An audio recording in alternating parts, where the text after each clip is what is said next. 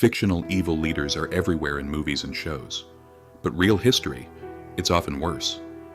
Genghis Khan is estimated to have killed around 11% of the world's population. Tamerlane supposedly built towers from skulls.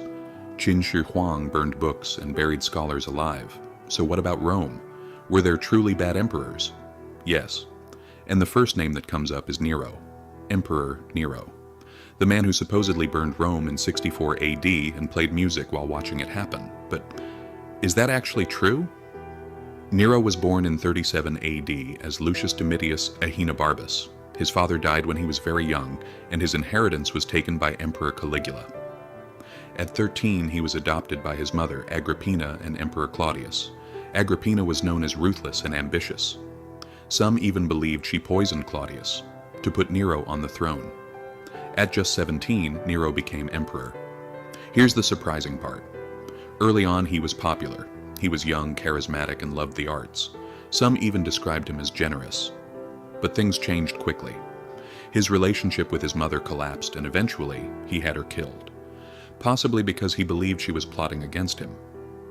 He first tried to kill her with a sabotaged boat.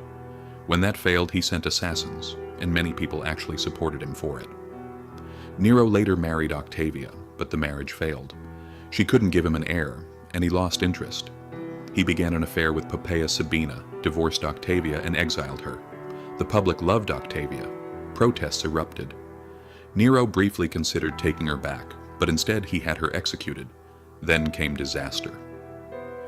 In 64 AD, a massive fire broke out in Rome and burned for days. Around 70% of the city was destroyed. But here's what most people miss. Nero wasn't even in Rome when it started. He rushed back and actually helped, opening his palace to the homeless and organizing relief. So far, not exactly evil. But then he built something huge, a massive palace for himself, the Domus Aurea. And that's when rumors exploded. People believed he started the fire to make room for it. There's no solid proof, but the damage to his reputation was done. After that, everything went downhill. The economy weakened, revolts broke out. And instead of focusing on ruling, Nero focused on art, spending over a year in Greece performing. Meanwhile, Rome was unraveling. The military turned on him.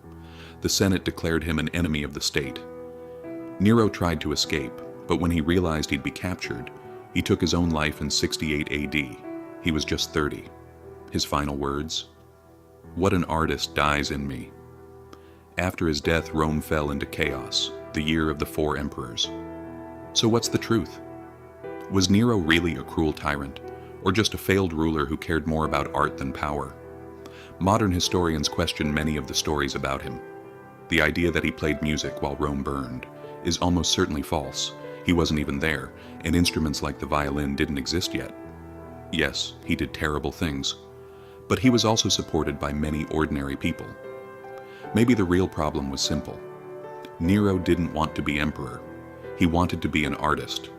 So was he a monster, or just the wrong man in the wrong place?